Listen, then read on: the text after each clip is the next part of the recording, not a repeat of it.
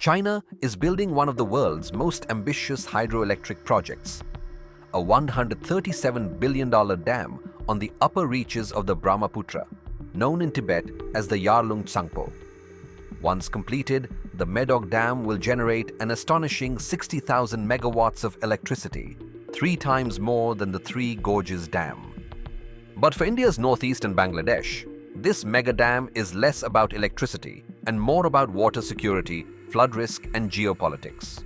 Just 50 kilometers from Arunachal Pradesh, the dam has triggered anxiety in Indian and Bangladeshi circles. Arunachal Chief Minister Pema Khandu has called it a ticking water bomb that could devastate communities like the Adi tribe should China ever choose to weaponize water. अगर China international water treaty का अगर signatory होता तो हम लोगों के लिए problem नहीं है, क्योंकि उसमें जो डाउन दी लाइन जो बेसिन में जितना पानी छोड़ना है, अपना जो एक्वा लाइफ मेरीन लाइफ के लिए जितना पानी चाहिए मैंडेटरी जो छोड़ना है वो उसको छोड़ना ही पड़ता है। इनफैक्ट अगर वो लोग इंटरनेशनल वाटर ट्रीटी शेयरिंग का अगर सिग्नेटरी होता तो हम लोगों के लिए ये प्रोजेक्ट जो है ब्लेसिंग इन डिस्गाइज होना था, क्योंकि हम समर्स में देखिए हमारे वहाँ में भी काफ़ी फ्लडिंग होता है, वो फ्लडिंग असम में होता है, इट गोज टिल बांग्लादेश। तो एक प्रोजेक्ट अगर बड़ा डैम या जो भी स्ट्रक्चर वहाँ तिब्बत में आ जाता तो हमारा फ्लडिंग जो है वो मॉडरेट हो जाता, provided if China could have been the signatory and abides by the international water sharing law. लेकिन चाइना तो सिग्नेटरी नहीं है, तो अभी प्रॉब्लम उसमें है। अभी प्रॉब्लम इसलिए है क्योंकि चाइना का भरोसा नहीं है कब क्या कर देगा।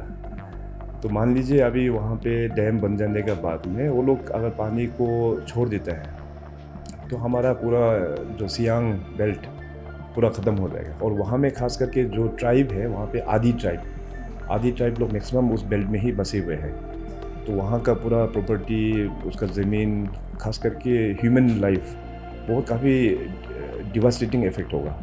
फिर फर्दर आसाम, ब्रह्मपुत्रा बहुत डिवास्टेटिंग इफेक्ट होगा। It will go till Bangladesh. ये काफ़ी एक, क्योंकि चाइना इसको लेके एक वाटर बॉम्ब की तरह भी वो लोग यूज़ कर सकते हैं। But not everyone agrees. Himanshu Thakkar of the South Asia Network on Dams says the dam is likely a run-of-the-river project, which means limited storage and less ability to cause catastrophic flooding downstream. China would flood its own Tibetan region first before harming downstream areas. The design is meant to produce power, not store massive volumes of water.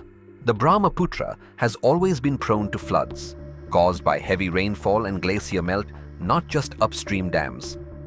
And while only 30% of the river's water comes from Tibet, even small disruptions could impact lives and livelihoods downstream. In Bangladesh, where the Brahmaputra is a lifeline for farming, sudden surges in flow or drop in water levels could cause unpredictable flooding or droughts. So far, China has refused to sign a water treaty or share hydrological data with either neighbor. There's also a strategic dimension. As China ramps up infrastructure near the Indian border, experts say new roads and towns could double up as military assets, especially in the contested region of Arunachal Pradesh. Then there's the economic reason. The dam is part of China's plan to boost its economy by supporting industries like steel and cement. It may also involve moving millions of Han Chinese into Tibetan areas to change the local population mix. As for the electricity, it won't be used in Tibet.